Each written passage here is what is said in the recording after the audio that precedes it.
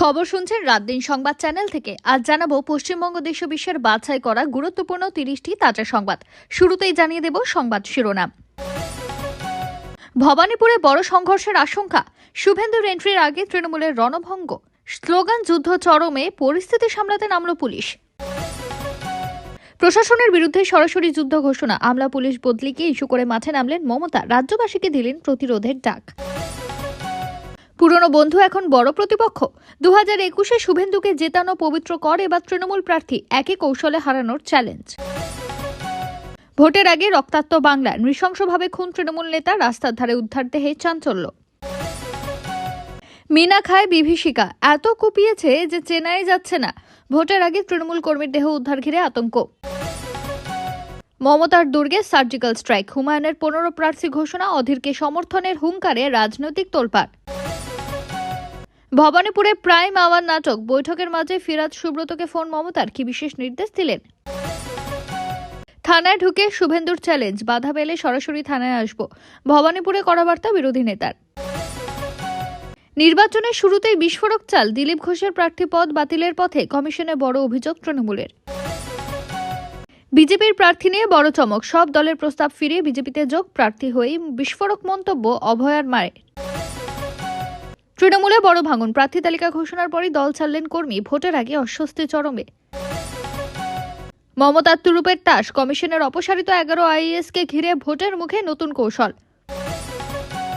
বহরমপুরে ত্রিমুখী লড়াই, অধীর বনাম নারুগোপাল, গেরুয়া শিবিরের জয় রাস্তা কি প্রশস্ত হচ্ছে? প্রচারে বিস্ফোরক মদন মিত্র, দক্ষিণেশ্বরে পুজো দিয়ে দিলীপ ঘোষকে পাগল আখ্যা, রাজনৈতিক উত্তেজনা তুঙ্গে। বিজেপির বড় প্রার্থী তালিকা, হিরণ পেলেন টিকিট, রূপা বনাম লাভলি, 112 আসনে প্রার্থী ঘোষণা। জনমত সমীক্ষায় চমক, বিজেপি সিট বাড়বে নাকি তৃণমূলের দখল বজায় থাকবে, 2026 ভোটে নতুন সমীকরণ। সংখ্যালঘু রাজনীতিতে বড় চাল, মালদা মুর্শিদাবাদে প্রার্থী বদলে মেরুকরণে নতুন সমীকরণ তৃণমূলের। ভাঙড়ে হাই ভোল্টেজ লড়াই, শওকত বনাম আরাবুল, আইএসএফ যোগের পরেও নিজের গড়ে প্রার্থী হওয়ার জল্পনা। আবহাওয়ার বড় সতর্কবার্তা, কিছুক্ষণের মধ্যেই ধেয়ে আসছে ঝড় বৃষ্টি, একাধিক জেলায় তাণ্ডবের আশঙ্কা। বিজেপির কৌশলে চমক, সুকান্ত ভবানীপুরে প্রচার করবেন কিন্তু নন্দীগ্রামে নয়, কারণ ঘিরে জল্পনা। শিলিগুড়িতে বড় হুঙ্কার, 70-75 হাজার ভোটে তৃণমূলকে হারানোর দাবি শঙ্কর ঘোষের। সন্দেশখালী মামলায় বড় ধাক্কা, শাহজাহানের জামিন খারিজ, সিবিআই এর ভয় দেখানোর অভিযোগ। আন্তর্জাতিক প্রভাব পড়তে পারে দেশে, বিশ্বের বৃহত্তম গ্যাস হাবে হামলা, বাড়তে পারে গ্যাস ও বিদ্যুতের দাম। টিকিট না পেয়ে ভেঙে পড়লেন নেতা, আমার খেলা শেষ, কান্নায় ভেঙে পড়লেন তৃণমূলের 3 বারের বিধায়ক। আইএসএফ এ বড় যোগদান, ভাঙড়ের প্রাক্তন তৃণমূল বিধায়ক আরাবুল ইসলাম যোগ দিলেন নওসাদের দলে। চাঞ্চল্যকর কেলেঙ্কারি, তন্ত্রের ফাঁদে পেলে 58 গৃহবধূকে শিকার, নাসিকের ক্যাপ্টেন গ্রেফতার। জল্পনার অবসান, অভিমান নিয়ে আইএসএফ এ যোগ দিচ্ছেন আরাবুল ইসলাম, রাজনৈতিক সমীকরণে বড় বদল। বিজেপির দরজা বন্ধ, টিকিট বঞ্চিত তৃণমূল বিধায়কদের নিতে অস্বীকার দিলীপ ঘোষের। ভাঙড়ে ফের বিস্ফোরণ, বোমা বিস্ফোরণে উত্তেজনা, মৃত্যুর আশঙ্কা, আতঙ্ক ছড়ালো এলাকায়। নির্বাচনে দেওয়ালেও সংঘর্ষ, তৃণমূলের দেওয়াল লিখনে গোবরের লেপন, দায় অস্বীকার বাম বিজেপির। এতক্ষণ শুনছিলেন সংবাদ শিরোনাম। বিস্তারিত খবর শোনানোর পূর্বে আপনাদের কাছে করবে একটি ছোট্ট অনুরোধ, আমাদের চ্যানেলে নতুন হয়ে থাকলে চ্যানেলটি সাবস্ক্রাইব করে পাশে থাকবেন। আসছি বিস্তারিত খবরে। আজ সকালে ভবানীপুরের চক্রবেড়িয়া এলাকায় রাজনৈতিক পারদ চড়ল চরমে। বিরোধী দলনেতা শুভেন্দু অধিকারীর ভবানীপুর বিজেপি কার্যালয়ে আসার কথা জানাজানি হতে কার্যত দিশেহারা অবস্থা শাসক শিবিরে। শুভেন্দুর এন্ট্রির আগে নিজেদের জমি ধরে রাখতে মরিয়া তৃণমূল কর্মীরা হঠাৎই দেওয়াল লিখন ও স্লোগান পাল্টা স্লোগানে এলাকা উত্তপ্ত করে তোলে। বিজেপি সূত্রে খবর, প্রার্থী হিসেবে নাম ঘোষণার পর আজ প্রথম ভবানীপুরের দলীয় কার্যালয়ে সাংগঠনিক বৈঠকে যোগ দিতে আসছেন শুভেন্দু অধিকারী। তার আগমনের খবর ছড়িয়ে পড়তে বিজেপি অফিসের ঠিক উল্টো দিকে দেওয়াল লিখনের নাম করে জমায়েত শুরু করেন তৃণমূল আশ্রিত কর্মীরা। স্থানীয়দের দাবি, শুভেন্দুর আসার সময় যত এগিয়ে আসছে ততই পাল্লা দিয়ে বাড়ছে তৃণমূলের জয় বাংলা স্লোগান। রাজনৈতিক মহলের মতে, শুভেন্দুর জনপ্রিয়তায় ভয় পেয়ে কি এই রণনীতি গ্রহণ করল শাসক দল? বিজেপি কার্যালয়ের সামনে রাস্তা কার্যত উত্তেজনার চেহারা নেয়। একপাশে গেরুয়া শিবিরের প্রস্তুতি, অন্য পাশে তৃণমূলের উস্কানিমূলক স্লোগান। দুয়ে মিলে পরিস্থিতি হাতের বাইরে যাওয়ার উপক্রম হয়। পরিস্থিতি সামাল দিতে দ্রুত ঘটনাস্থলে পৌঁছায় বিশাল পুলিশ বাহিনী। যাকে কেন্দ্র করে রীতিমতো চাঞ্চল্যের সৃষ্টি হয়েছে। স্থানীয় বিজেপি নেতৃত্বের দাবি, শুভেন্দু অধিকারী ভবানীপুরে পা রাখলেই তৃণমূলের ভিত নড়ে যায়। তাই ভয় পেয়ে সাধারণ দেওয়াল লিখনের অছিলায় এই বিশৃঙ্খলা তৈরির চেষ্টা চলছে। তবে পুলিশ মোতায়েন থাকলেও এলাকায় পরিস্থিতি এখনো থমথমে। এখন দেখার বিরোধী দলনেতা পৌঁছানোর পরই উত্তেজনা কোন মোড় নেয়।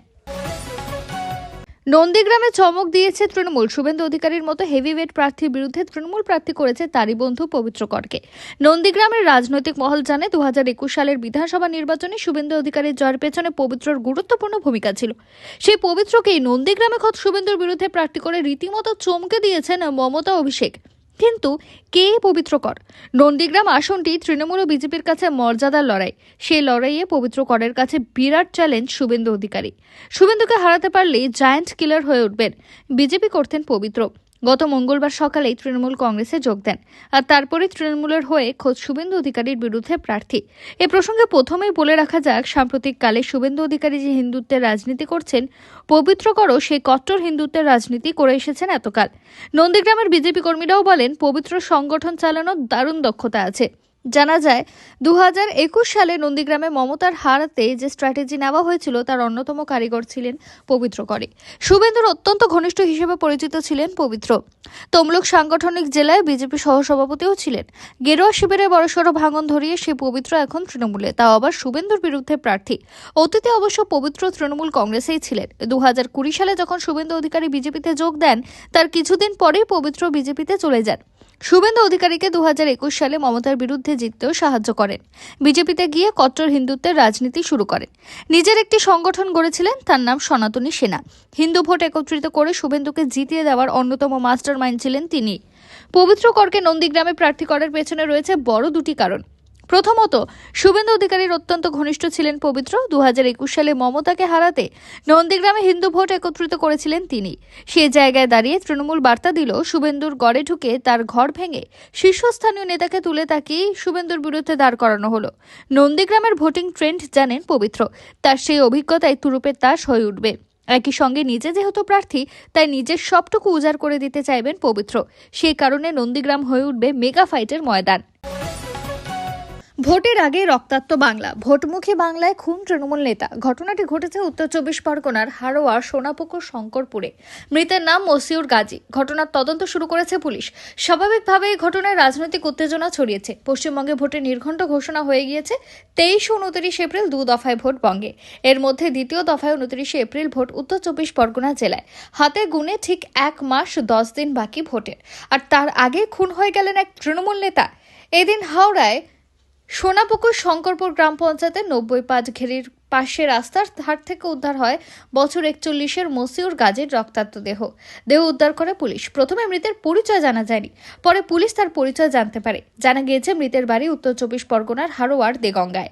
পেশায় জামা কাপড়ের ব্যবসায়ী মসিউর গাজী।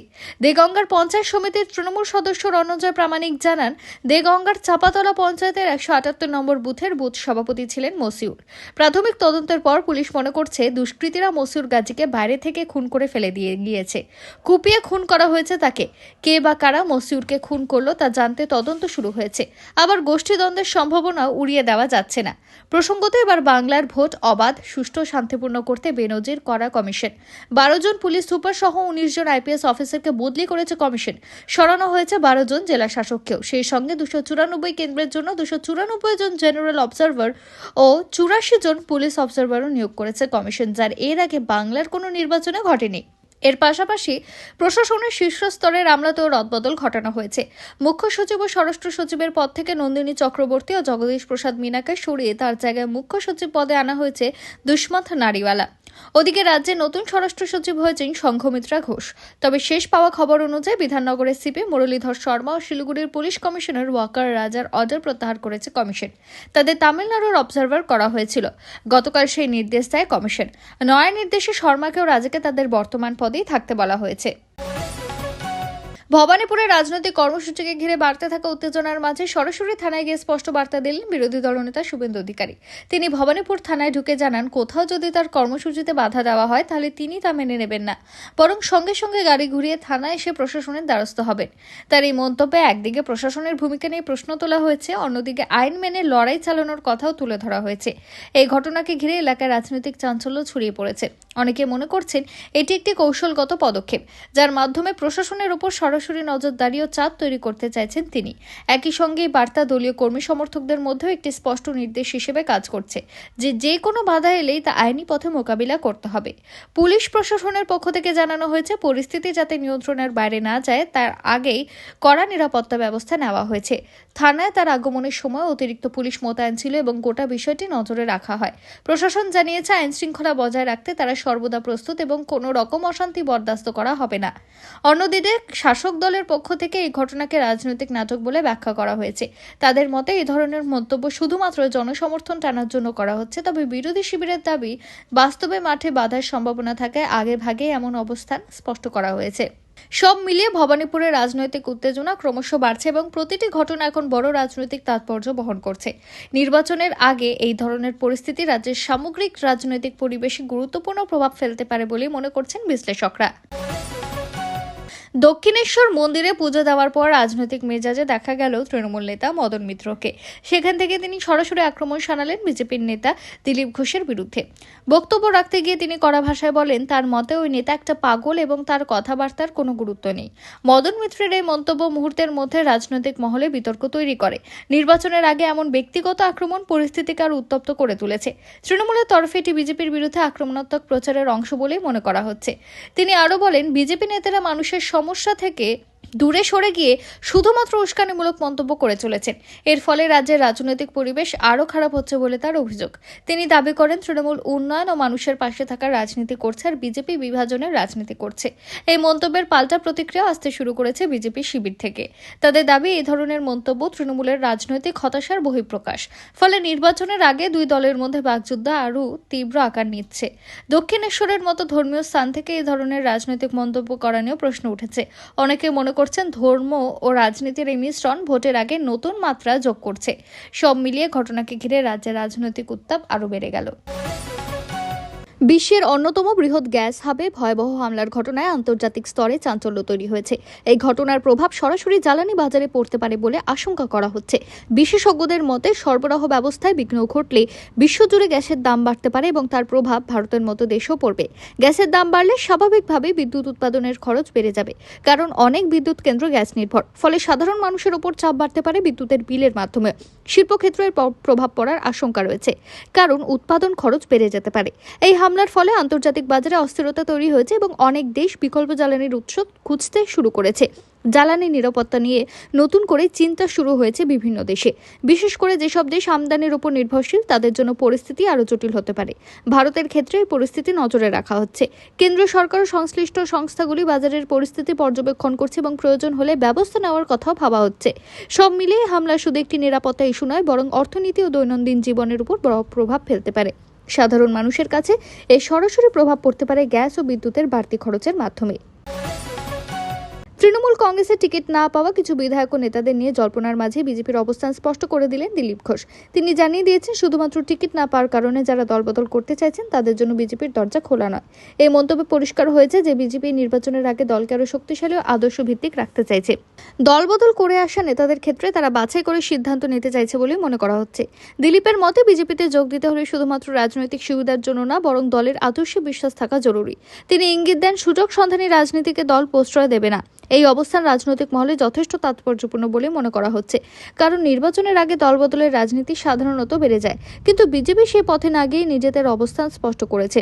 অন্যদিকে তৃণমূলের অভ্যন্তরে টিকিট না পাওয়া নেতাদের মধ্যে অসন্তোষ বাড়ছে বলেও খবর পাওয়া যাচ্ছে।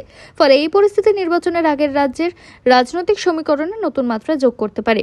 সব মিলিয়ে দলবদল ও প্রার্থী বাছাই নিয়ে রাজ্যের রাজনৈতিক চাপানোতর আরও বাড়ছে এবং প্রতিটি দল নিজেদের কৌশল অনুযায়ী এগোতে শুরু করেছে। রাজ্যে বিধানসভা নির্বাচনের আবহে হঠাৎই রাজনৈতিক চর্চার কেন্দ্রবিন্দুতে উঠে এসেছেন আরজিকর কাণ্ডে নিহত চিকিৎসক অভয়ার মা। সূত্রের খবর, উত্তর 24 পরগনার পানিহাটি কেন্দ্র থেকে তাকে বিজেপির প্রার্থী করার জোর জল্পনা তৈরি হয়েছে। যদিও দলীয়ভাবে এখনো চূড়ান্ত ঘোষণা না হলেও পরিবারের তরফে সম্ভাবনার কথা সামনে এসেছে। দীর্ঘদিন ধরে মেয়ের মৃত্যুর বিচার চেয়ে আন্দোলন চালিয়ে যাচ্ছিলেন অভয়ার মা বাবা, কিন্তু সেই বিচার এখনো না মেলায় ক্ষোভ ও হতাশা থেকে তারা সক্রিয় রাজনীতিতে আসার সিদ্ধান্ত নিয়েছেন বলে জানা যাচ্ছে। পরিবারের বক্তব্য অনুযায়ী এই লড়াই কেবল ব্যক্তিগত নয়, রাজ্যের সমস্ত নারী নিরাপত্তা এবং ন্যায় বিচারের দাবিকে সামনে রেখেই তারা ভোটের ময়দানে নামতে চাইছেন।